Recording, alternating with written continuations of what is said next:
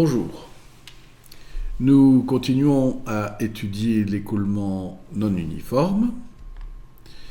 Nous avons introduit déjà une notion qui était celle d'énergie spécifique et cela avait abouti à définir un régime critique.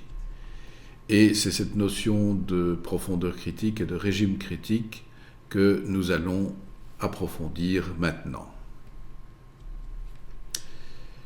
Rappelons d'abord l'équation de l'énergie spécifique, donc l'énergie par rapport au pied de la section, h racine de 1 moins 0 carré plus alpha q carré sur 2ga carré. Et rappelons-nous aussi que cette énergie spécifique nous avait permis de dire qu'il existait pour une énergie spécifique donnée un débit maximum pour une profondeur critique et pour un débit donné une énergie spécifique minimum pour cette même profondeur critique. Voyons ce que cela donne, cette notion de profondeur critique pour une section trapézoïdale, qui est définie par la largeur au plafond L, par la profondeur H et par la pente de talus petit p. Nous pouvons calculer l'air mouillé exactement comme nous l'avions fait pour l'écoulement uniforme en additionnant le rectangle HL et les deux triangles 2 fois 1,5 pH carré.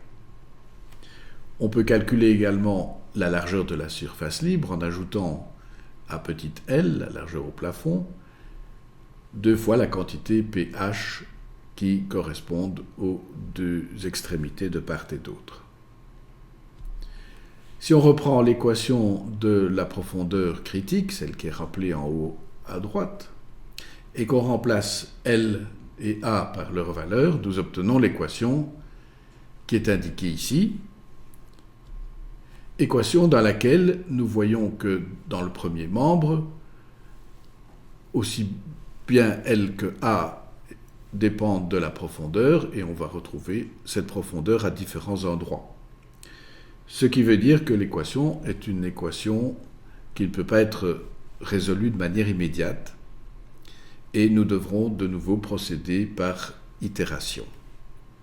Comment allons-nous faire ?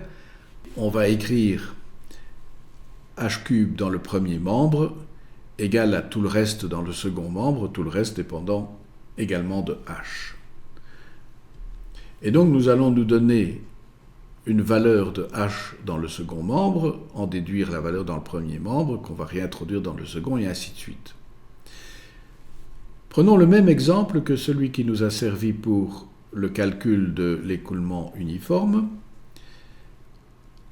Nous voyons que dans les données, nous avons estompé la valeur de la rugosité, tout simplement parce que la rugosité ne joue aucun rôle dans le calcul de la profondeur critique. Nous prenons une première valeur de la profondeur, 2 mètres, que nous introduisons dans le second membre, et en calculant le premier membre en remplaçant bien sûr h par 2, nous trouvons une valeur de 3,21 mètres. Valeur que nous réintroduisons dans le second membre, qui nous permet de calculer une autre valeur du premier membre, 3,074, et ainsi de suite. Nous réintroduisons cette valeur dans le second membre, calcul dans le premier membre, et ainsi de suite. Et nous voyons que nous convergeons vers une valeur de 3 mètres et 87 mm, qui est donc la profondeur critique. Si la section, au lieu d'être trapézoïdale, est rectangulaire, cette expression peut être simplifiée, tout simplement parce que P pour une section rectangulaire est égal à 0. Et dans ce cas-là, dans l'expression de hc³, nous pouvons supprimer P, et cette équation se simplifie, et nous voyons que la profondeur critique est la racine cubique de alpha sur g racine de 1 moins 0 carré, q carré sur L carré. Et cette valeur-là peut se calculer directement, il n'y a plus besoin d'itération pour calculer la profondeur critique dans une section rectangulaire. Ça veut dire que, on revient à notre section trapézoïdale, nous avons défini la profondeur uniforme et maintenant nous venons de définir la profondeur critique. Et cette profondeur uniforme, elle valait à peu près 4,18 m et la profondeur critique que nous venons de calculer vaut à peu près 3,09 m.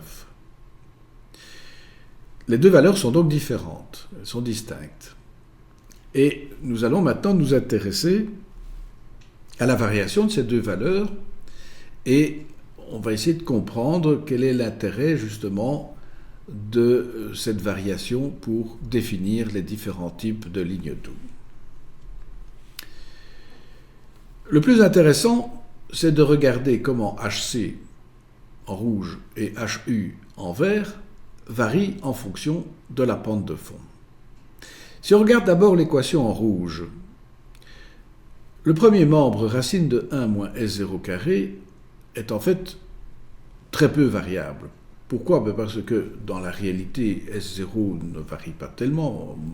Mettons au maximum dans un canal très incliné, et en excluant bien entendu le cas des évacuateurs de crue qui est un peu particulier, mais au maximum on va trouver 10%. Et si on trouve 10% pour S0, la racine de 1 moins S0 carré sera à peine différente de 1.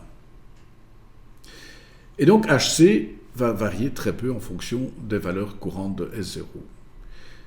Évidemment, pour HU, c'est tout à fait différent. HU est très sensible à S0. HU vaut même l'infini pour S0 égale à 0. Et donc la courbe verte, elle, est très variable. Et du coup, bien entendu, nous avons la tentation de définir une pente de fond, qu'on va appeler la pente critique, pour laquelle les deux valeurs HU et HC sont égales. Et on va également pouvoir alors définir deux zones. Une zone pour laquelle la pente est plus faible que la pente critique, qu'on va appeler la zone des pentes hydrauliquement faibles, ou en anglais mild slope. Et du coup, on va donner le nom M aux lignes d'eau qui correspondent à ce cas-là. Et une zone où la pente est plus forte que la pente critique, en anglais steep slope, et ce sont des axes hydrauliques, des lignes d'eau que l'on va dénommer S. Il y a une chose intéressante qui va nous permettre de tirer des conclusions utiles pour la suite. Si on regarde par exemple une goutte d'eau qui tombe à la surface de l'eau, on voit qu'on a une onde, des ondes circulaires qui vont se répandre à partir du point d'impact, et ces ondes ont une certaine célérité. En fait, dans un canal ou dans une rivière, l'information aussi a une certaine célérité, et cette célérité, qui est comparable à la célérité de l'onde de surface de la goutte d'eau, cette célérité est donnée par l'expression qui se trouve sur la diapositive. Si maintenant nous supposons que la vitesse de l'eau est précisément égale à la célérité de l'information, ça veut dire que V, qui est par définition le débit divisé par l'air mouillé, est égal à C. Et si dans l'expression de C nous remplaçons C par Q sur A, après quelques manipulations, nous retombons sur cette fameuse équation alpha Q carré L sur G A cube est égal à racine de 1 moins S0 carré. Et de nouveau, c'est l'équation de la profondeur critique. Ça veut dire que si la profondeur est égale à la profondeur critique, H est égal à HC, la vitesse de l'eau automatiquement est égale à la célérité de l'information ou encore à la vitesse critique VC. Alors, en soi, ça n'a pas l'air très important, mais nous verrons qu'on peut en tirer des conclusions intéressantes. Essayons de distinguer justement le cas où la profondeur est supérieure ou inférieure à la profondeur critique.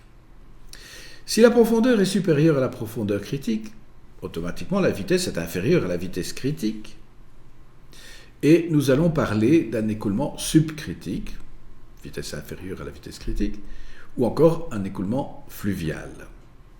Si par contre la profondeur est inférieure à la profondeur critique, la vitesse, elle, est supérieure à la vitesse critique, et nous parlerons d'un écoulement supercritique ou encore d'un écoulement torrentiel.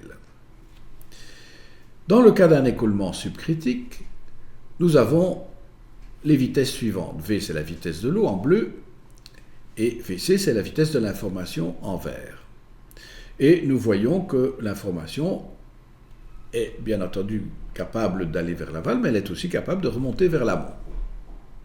Et nous dirons donc que l'information peut venir aussi bien de l'amont que de l'aval. Si par contre, nous sommes dans le cas de l'écoulement supercritique, la vitesse de l'eau en bleu est supérieure à la vitesse de l'information en vert, et bien sûr l'information n'a aucune difficulté à descendre vers l'aval, mais par contre elle devient incapable de remonter le courant vers l'amont. C'est un peu comme un enfant qui essaie de remonter un escalier mécanique en descente. S'il n'est pas assez rapide, il n'arrivera pas à remonter. C'est exactement la même chose ici. Et donc ça veut dire que dans ce cas-ci, l'information ne peut venir que de l'amont. Alors cette information, c'est quoi? C'est une information sur le débit, celle-là elle vient toujours bien sûr de l'amont. Et l'autre information, c'est un point dont on connaît par exemple la profondeur. On pourrait dire la ligne d'eau qui aboutit par exemple dans l'océan, le niveau de l'océan, c'est un point de raccordement de la ligne d'eau. Eh bien, nous dirons que dans le cas d'un écoulement subcritique, ce point auquel peut se raccrocher la ligne d'eau va se trouver à l'aval, et nous dirons que la ligne d'eau est contrôlée par l'aval. Alors que dans un écoulement supercritique, un écoulement rapide, à ce moment-là, la ligne d'eau doit se raccrocher à un point à l'amont.